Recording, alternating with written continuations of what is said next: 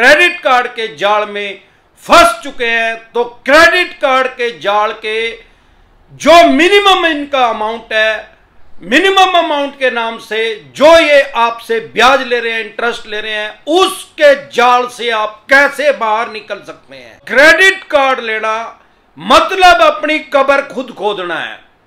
और बहुत से आदमी ऐसे हैं जिन्होंने 8-8, 10-10 अपनी कब्रें खोद रखी हैं। आप एक बात समझें, पढ़े लिखे आदमियों को मूर्ख बनाया जा रहा है मिनिमम के नाम पे। कोई भी बैंक या एनबीएफसी कंपनी इंटरेस्ट नहीं लिखती, उसको मिनिमम अमाउंट के नाम से। आप फॉर एग्जांपल अगर आपने 10 लाख रुपए यूज कर लिया तो वो कह रहे हैं या तो 50,000 रुपए दे दो या 10 लाख रुपए पूरे दे दो।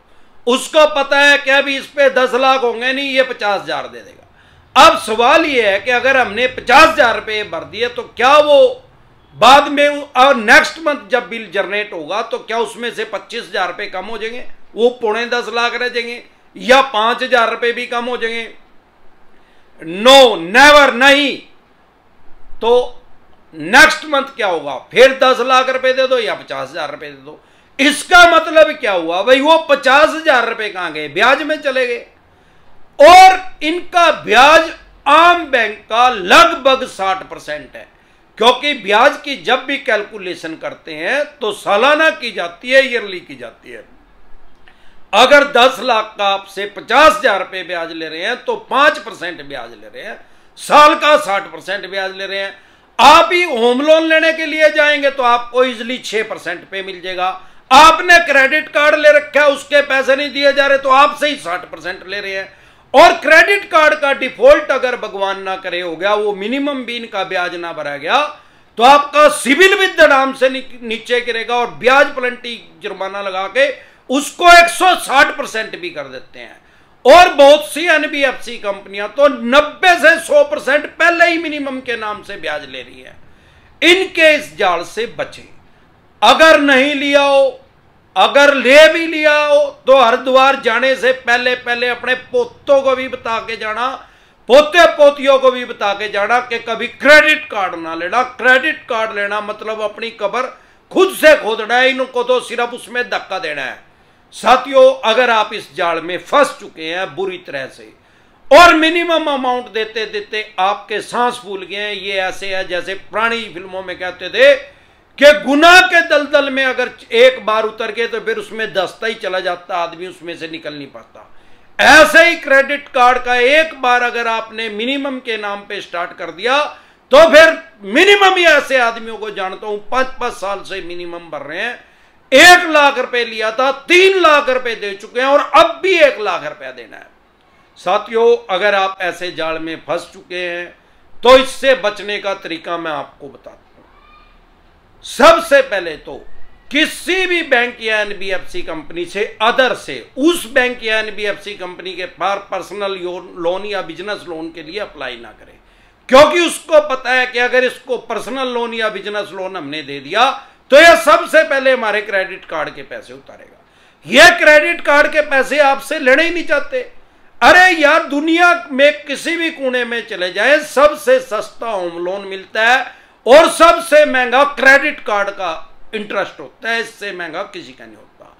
तो वो तो देगा नहीं। आप किसी अदर बैंक या एनबीएफसी कंपनी के पास पर्सनल लोन या बिजनेस लोन के लिए अप्लाई करें।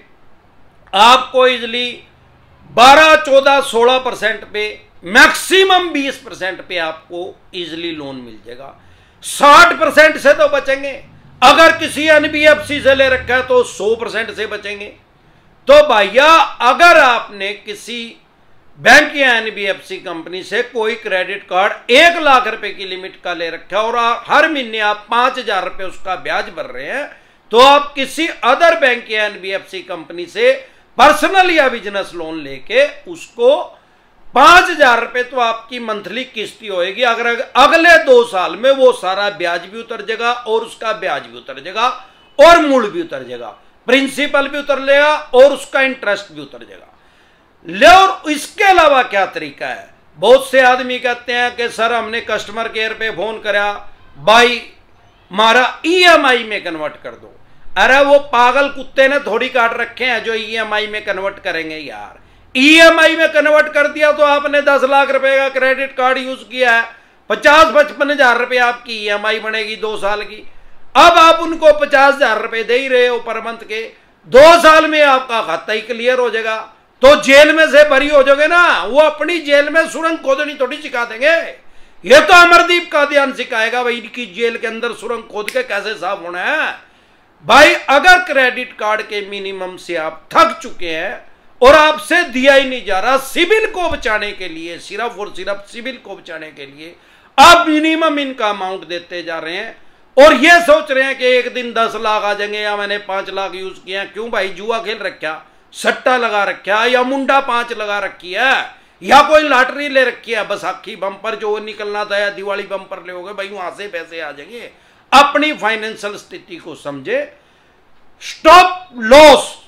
अगर आपको यह लग रहा है कि मैं क्रेडिट स्कोर, अपना सिविल स्कोर बचाने के लिए ही मिनिमम पे कर रहा हूं, तो एक दिन ऐसा आएगा आपसे मिनिमम पे किया ही नहीं जाएगा, उस दिन आपका सिविल स्कोर खराब होना ही होना है। तब तक आपके बच्चों की भी फाइनेंशियल डेथ हो चुकी होगी, चारों तरफ से आप गिर चुके होंगे लोन से, यार प्यारे रिश्तेदारों से भी पैसे ले चुके हो मिनिमम भरने के लिए। तो इसको स्टॉप करें।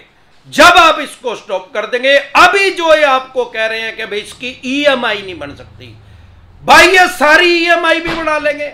अरे वही लगी फटने, खरात लगी बटने, ऐसे कोई खरात नहीं बांटता।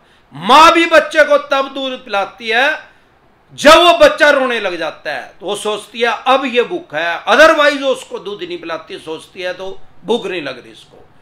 तो फिर ये आपकी सारी टर्म कंडीशन मान लेंगे, आपकी ईएमआई में भी कन्वर्ट कर देंगे और सारे काम कर लेंगे जो भी आप कहोगे। इसी तरह की या किसी भी तरह की कोई भी दिक्कत परेशानी आपको या आपके किसी भी यार प्यारे रिश्तेदार को आ रही है, तो हमारा जो चैनल है यूट्यूब पे डिसेंट एडवाइस के नाम से, उसको आप जो भी आपको प्रॉब्लम है वो लिख के आगे डिसेंट एडवाइस लिखेंगे, तुरंत प्रभाव से आपकी समस्या का समाधान हो जाएगा। अगर आपका सिविल लो है, डाउन है किसी भी वजह से, तो उसको कोई भी थर्ड पार्टी ठीक नहीं करवा सकती, या तो उसको वो बैंक या एनबीएफसी कंपनी ठीक कर सकता है अगर आप उसके सारे पैसे दे देंगे ब्याज प्लंटी जुर्माने से, या आप खुद से उसको ठीक कर सकते हैं। कैसे? सिविल स्कोर डिसेंट एडवाइस लिखें, यूट्यूब के सर्च के ऑप्शन में जाके सिविल स्कोर डिसेंट एडवाइस लिखें, तुरंत प्रभाव से आपकी समस्या का समाधान हो जाएगा कि कैसे आप लीगल तरीके से सिविल को बढ़ा सकते हैं। इसके अलावा अगर आप हमारे साथ टेलीफोनिकली जुड़ना चाहते हैं, पर्सनली मीटिंग करना चाहते हैं, फिर आपका लोन चाहे 2 करोड़ का है, 5 का है, 25 का, 50 करोड़ का है, या जितने भी करोड़ का है, आपके पास किसी भी तरह का नोटिस आ रहा है, सरफेसी एक्ट 2002 के तहत आ रहा है, 13(2) का आ रहा है, 13(4) का आ रहा है, सिंबॉलिक पोजीशन का आ रहा है, फिजिकल पोजीशन का आ रहा है, या अन्य किसी भी तरह का नोटिस आपके पास अगर आ रहा है, तो लोन से रिलेटेड जो भी डॉक्यूमेंट्स हैं वो सभी लेके आप मेरे से पर्सनली मीटिंग कर सकते हैं, पर्सनली एडवाइस ले सकते हैं, या टेलीफोनिकली भी एडवाइस ले सकते हैं। इसका क्या प्रोसेस है, आपकी स्क्रीन पे कमेंट बॉक्स के अंदर नंबर आया हुआ है 9306347314। इस नंबर को सेव करके व्हाट्सएप मैसेज करें, तुरंत प्रभाव से रिप्लाई आएगा कि कैसे आप हमारे साथ टेलीफोनिकली जुड़ सकते हैं या पर्सनल मीटिंग कर सकते हैं। इस नंबर को सेव करके डायरेक्ट कॉल करेंगे, कोई रिप्लाई नहीं आएगा, व्हाट्सएप कॉल करेंगे, कोई रिप्लाई नहीं आएगा, व्हाट्सएप मैसेज करेंगे तो तुरंत प्रभाव से रिप्लाई आएगा। एक बार जोर से मिलकर नारा लगाएंगे, जय ससुराल वालों की।